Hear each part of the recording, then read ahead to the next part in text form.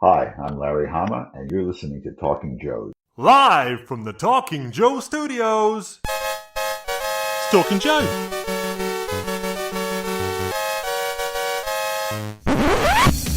Talking Joe is on the air.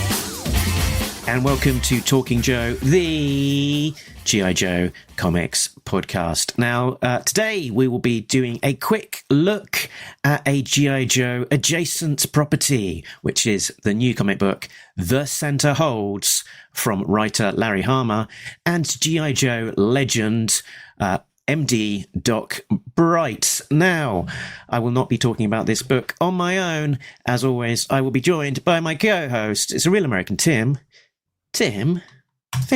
Hello, Mark, and listeners and viewers. This is a different episode. It's going to be short. So we are talking about Center Holds, The Center Holds from Boom Studios.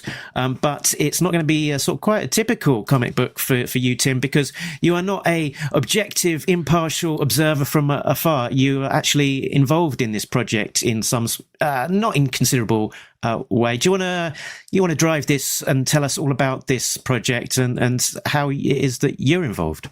Yes, I'm the editor. So that is actually my credit on this book. On the inside front cover, I am the editor. So if Mark, if we ever read it and talk about it for Talking Joe, I absolutely will recuse myself because I am too close to it to be objective. It's really good, folks. So my favorite creative team in comics is Larry Hama and Mark Bright. And Mark Bright only drew 17 issues of G.I. Joe, or 17 and a half. And most of those were in 1989 and 1990 when he was the regular artist on the monthly G.I. Joe. He'd already drawn Power Man and Iron Fist and Iron Man, and was then at the same time as G.I. Joe working on Green Lantern at DC. And those things were all a good fit for him because he was great at muscular characters and action and tech and vehicles, right? He was really good at drawing vehicles for G.I. Joe. And his storytelling was exciting. He's a great action artist. And he and Larry Hama already knew each other at the time because they played in a band together. We talked about this a little bit when we interviewed Nell Yontov on Talking Joe, and I don't think it came up when we interviewed Larry Hama, but there was a band in New York in the 80s and 90s called Chaotix, and Larry Hama was in it, and for most of its existence, so was Mark Bright. Larry sang and played guitar, and Mark played bass, and also everyone wrote songs. I didn't know that when I was reading G.I. Joe as a kid. I didn't know they were in a band. I'd always wanted them to work together. And Larry was writing lots of interesting comics after this collaboration on G.I. Joe. And Mark Bright drew lots of interesting and fun, obscure things after G.I. Joe. He drew a bunch of Green Lantern, and he drew Icon, and he drew Quantum and Woody and co-created Quantum and Woody. But he also did lots of fun things like a Superman annual and half of the Predator 2 movie adaptation for Dark Horse. And but they weren't going to get back together because editors weren't necessarily going to put these two guys together. And around 2000, 2002, Mark basically left comics for storyboarding. He storyboarded for commercials, television, and motion pictures. And his website had a lot of his comics work and commissions, but his website was very much about getting him work for storyboards. So, a director or a producer might call him and say, I need you for a week, or I need you for 2 days. Can you storyboard this scene, or can we get you on this movie? Storyboarding tends to pay better than comics, and drawing comics is really hard. So 10, 15 years ago, I thought, what if I got these two guys back together? What if I made it happen? And so I reached out to both of them and I pitched this, but the idea was going to be theirs and they were going to own it. I was just going to help shepherd it. So my actual credit for this book is editor, but I guess we could call me editor, art director, head worrier, as in worrying, not as in warrior, not as in battle, and the ultimate warrior, and executive producer. And this is exciting for lots of reasons. It will be Mark's final published work. It's their first collaboration since 1990, although, Mark Bright was drawing comics a little bit into the 2000s. He did come back to comics. He drew another Quantum and Woody miniseries. He drew a Transformers issue for IDW. He drew a New Universe issue for Marvel. He drew, So,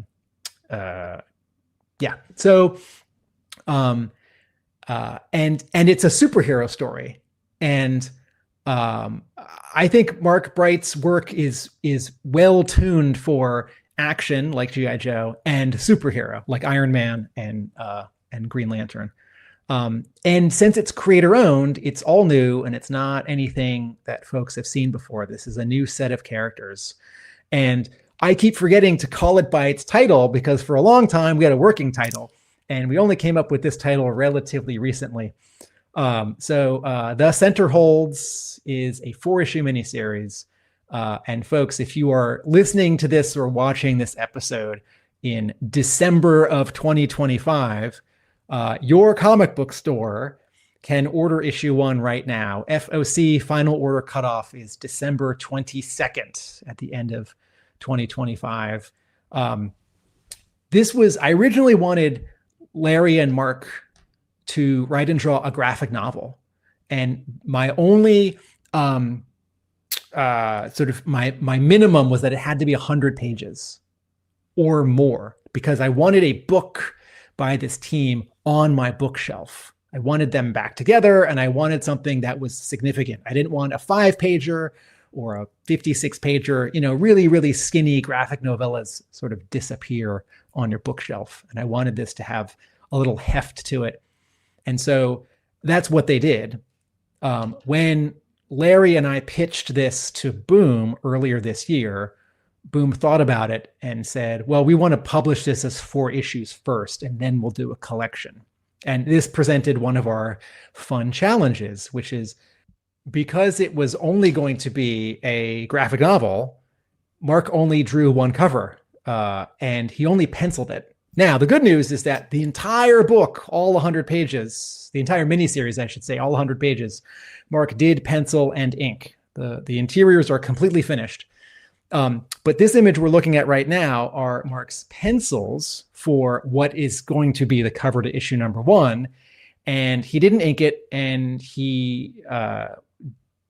so I asked my friend Joe Quinones, who, in addition to being very nice and very talented, and lives very close to me, Quinones can draw in a lot of different styles. And if you don't believe me, check out Dial H for Hero, which was a 12-issue series he did for DC. And I asked Quinones if he would ink this, but kind of with a light touch. Like, can you ink it sort of as close to the pencils as possible? Like, don't put a lot of yourself in it. And also, Joe Quinones, I asked, could you color this? So this is a little unusual in terms of cover credits, that you have a penciler and then an inker colorist, but that's what's happening here. And I love it. And then we got to ask around and get other artists to draw covers for all of the issues. So issue 1, the cover, the regular edition, which Boom calls dressed. That's Boom's term for it has trade dress. It has the logo and the issue number and the publisher, right? Boom doesn't use the term virgin anymore. So cover A is this one by Quinones and, by Mark Bright and Quinones. Cover B, which we're looking at right now, is drawn by Kari Randolph and colored by Josh Jensen. And this is open to order. This is not a tiered ratio. This is I keep forgetting to describe it because the story of making it is sort of so in my head. Here we're looking at Cyber floating on her disc, having just been attacked by Mr. Right, with a bunch of debris and money flying around because there's a bag of cash. So like bank robbery. Kari Randolph has previously worked for Boom. He drew a miniseries called Siren in the City, which was about vampires. Cover C is the 1 in 10 ratio variance. It's the Kari Randolph, Josh Jensen cover with no logo. And instead of using that term Virgin, Boom uses the term full art. So Boom has dressed and full art. And then cover D is a 1 in 25 incentive that's drawn by Chuck Patton. And this has not been released yet. So your store has to order 25 copies of any combination of A and B to be able to order one copy of issue 1, cover D. Cover E, that's the penciled one by Mark Bright, which Mark has put back on the screen. So this is reproduced from Mark's pencils. And there are two Marks on this podcast. There's Mark Talking Joe, podcast host, and there's Mark Bright, comics artist. And this is a 1 in 50 that this comic book will be signed by Larry Hama. So I don't mean printed on the comic. I mean, you will get a Larry Hama signature on this copy that Boom is doing as a special incentive.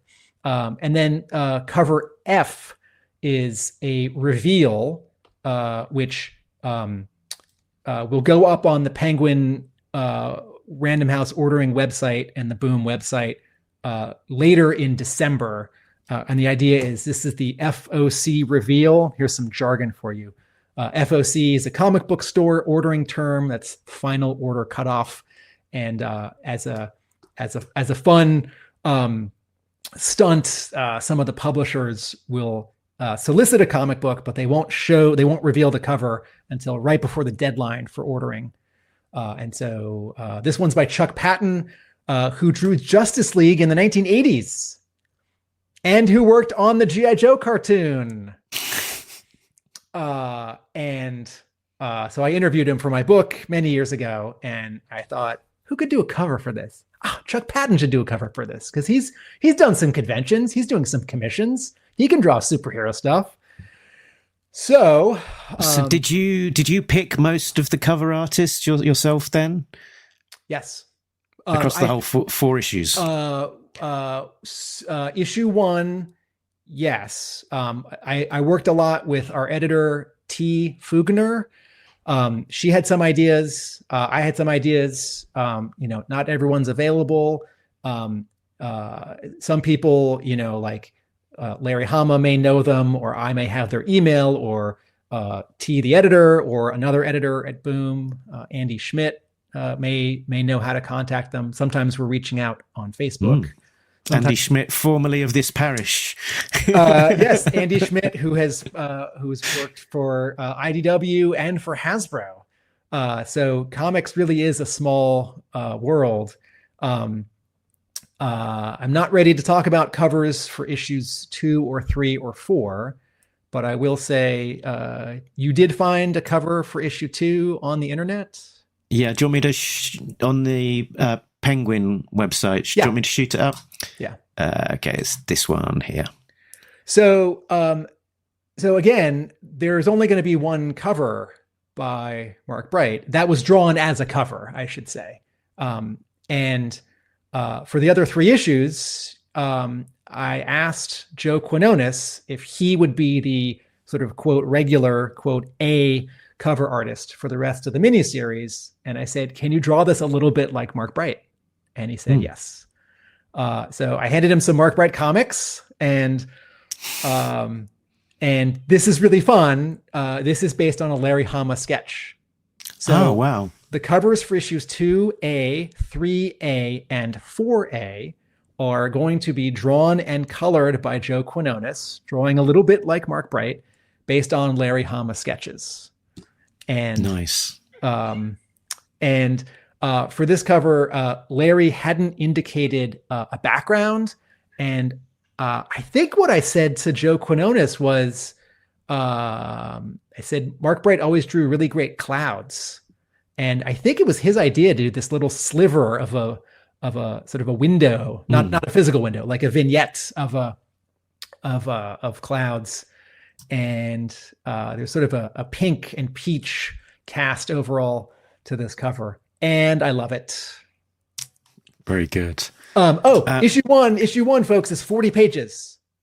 Yes, it's an oversized first issue, right? Yes, and I guess if modern comics are 20 pages, I can call it double-sized, right? If old comics were 22 pages. Anyway, and if you've been listening to Talking Joe for a while, you know how much I like oversized or double-sized issue number ones, right? Like Marvel G.I. Joe number 1 and Skybound G.I. Joe number 1, but lots of other comics. And issue 1 of the Center Hold is going to be 40 pages.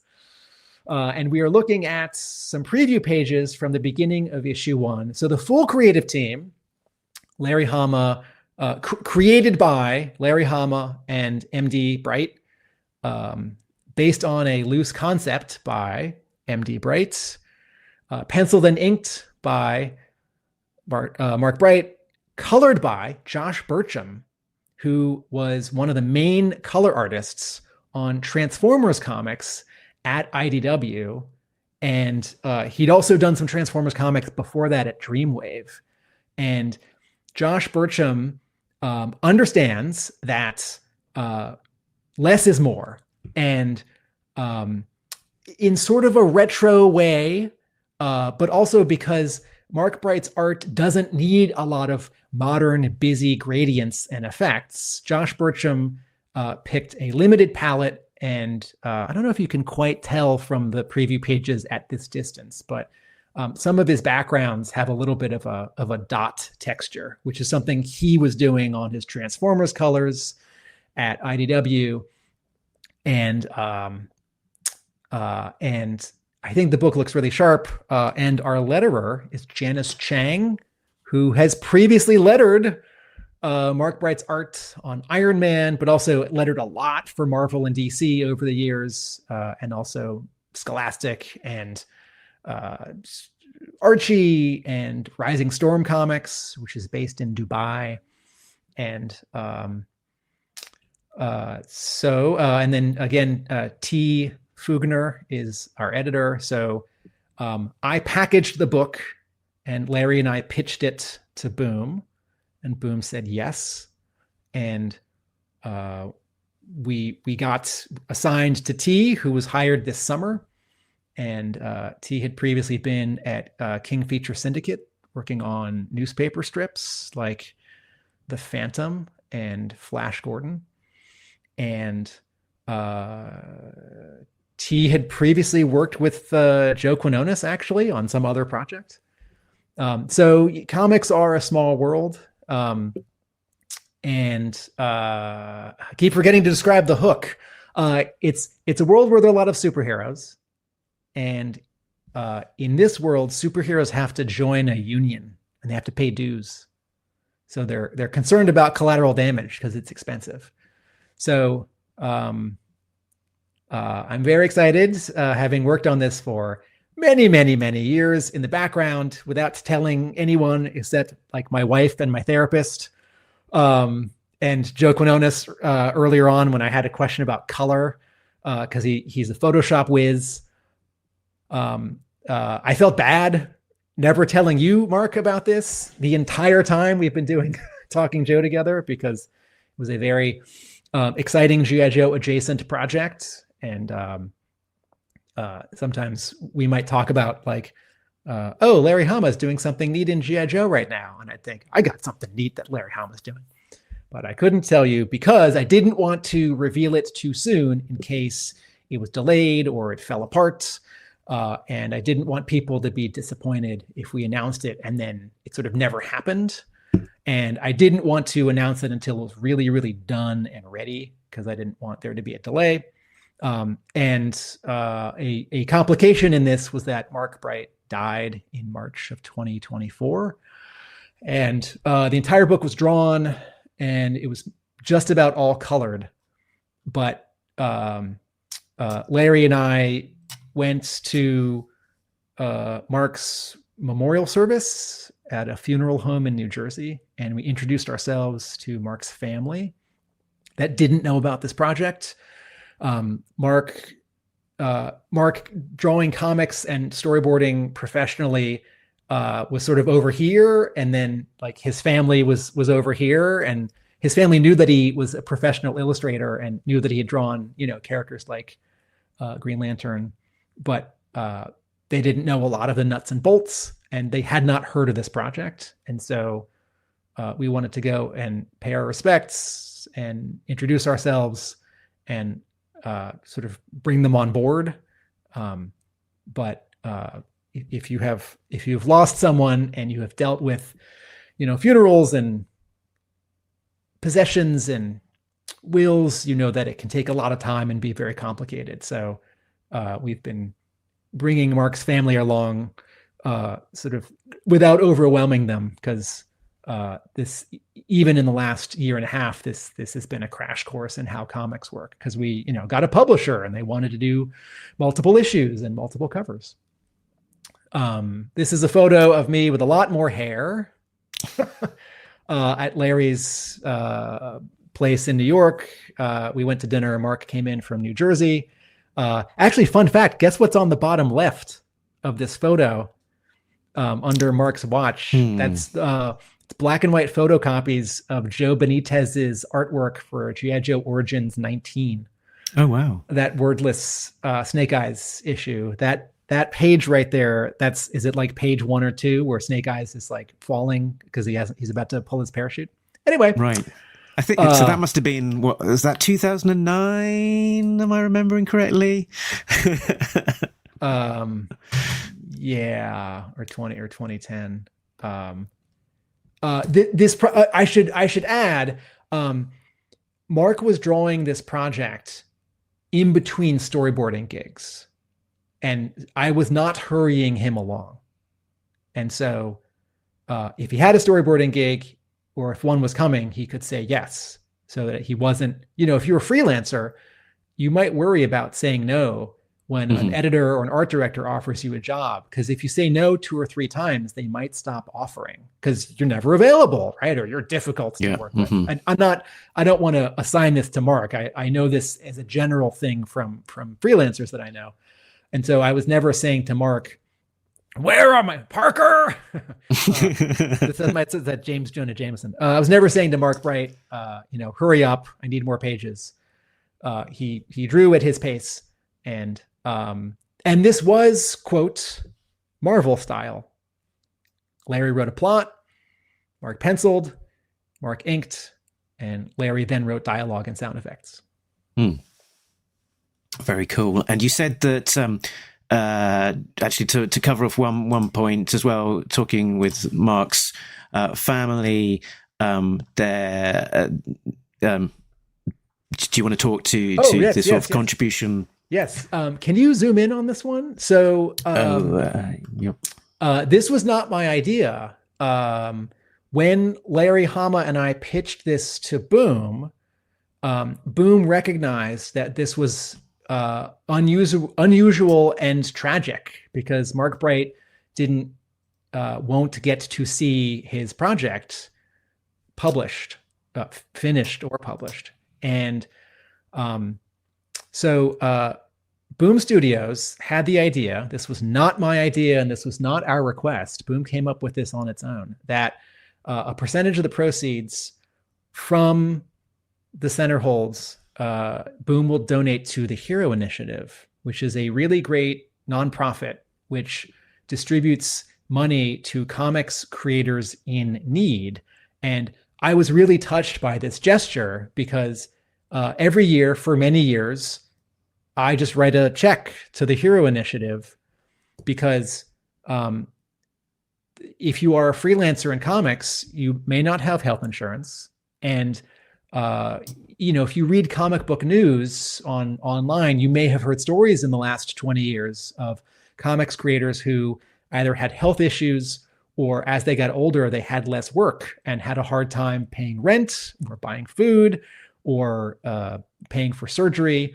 And if you go to the Hero Initiative's website, which is heroinitiative.org, you can see testimonials from comics creators who you probably recognize, who have gotten assistance from the Hero Initiative, or who have helped with fundraising and really believe in the cause. And there are comics creators who who are on the Hero Initiative's board, and you can go to the Hero Initiative's like buy tab and buy like signed books that creators have donated.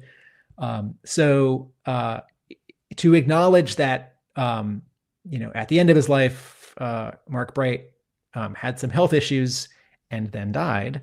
Boom is donating some of its proceeds from the center holds to this wonderful nonprofit, which will help other comics creators. And I think that's really lovely.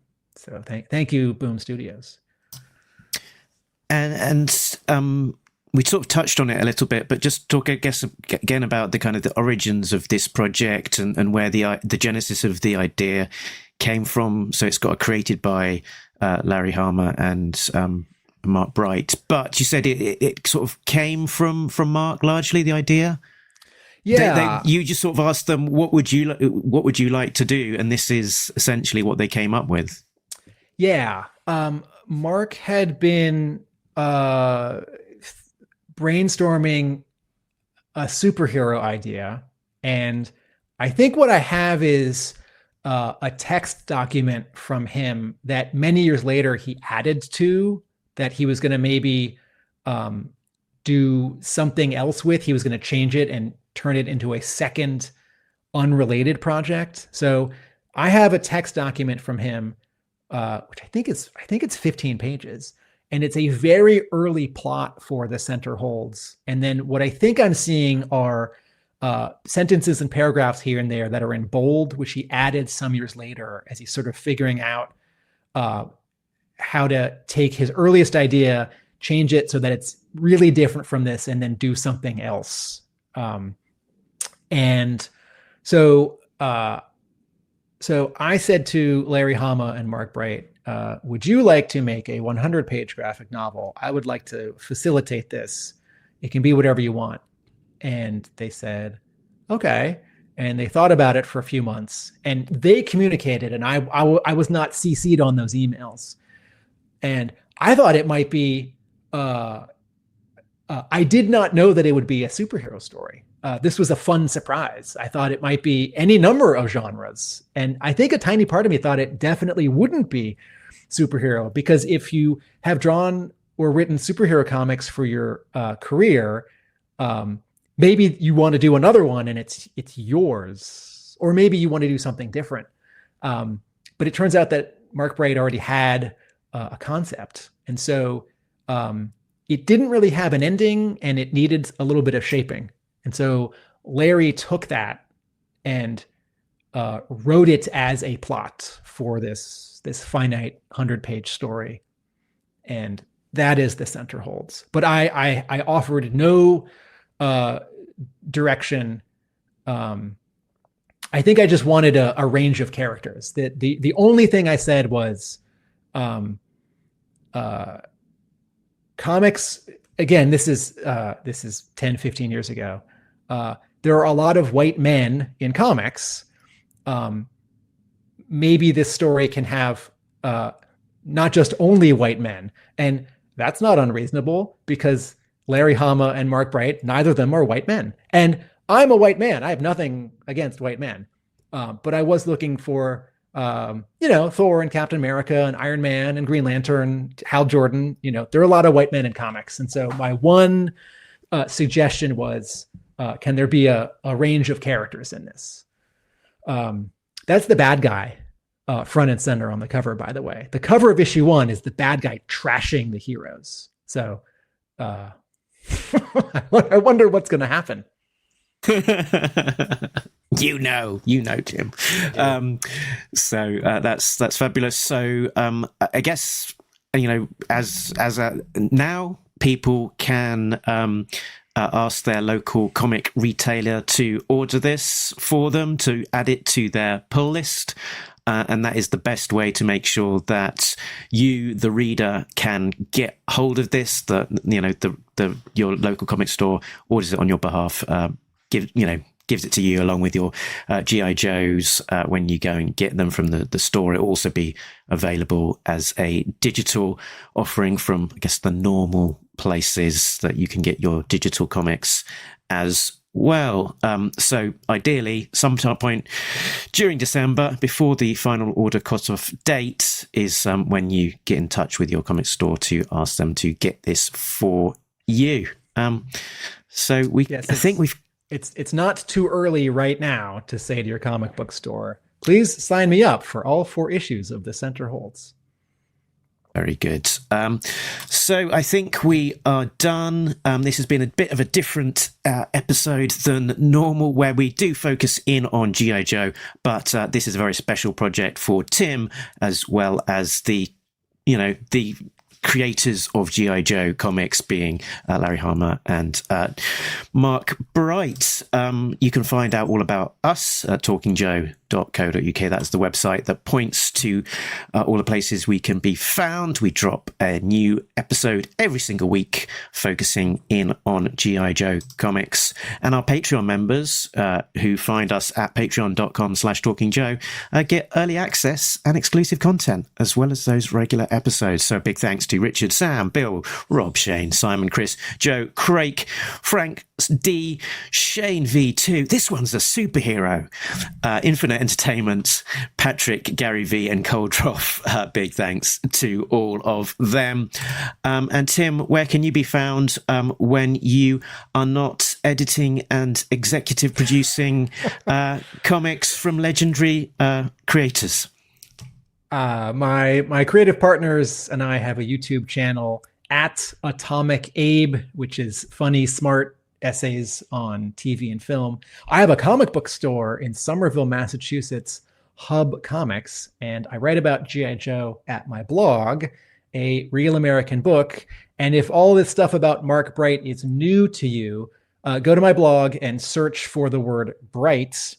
When he died, I wrote an article about him, and very, very vaguely teased this project. And will Hub Comics be stocking this issue? Yes. If you are within driving distance of Hub Comics. Issue one will be in comic book. Right, I keep forgetting. There's so many facets. Issue 1 of The Center Holds will be in stores on February 11th, 2026. Absolutely. So I imagine we'll talk about this as we sort of as they come out, but big heads up, and worth spending a bit of time digging into this, given what an exciting project it is. But until next time, Tim, are there any thoughts that you would like to leave our listeners with? Nobody beats Talking Joe, an international podcast. Thank you all. Laters.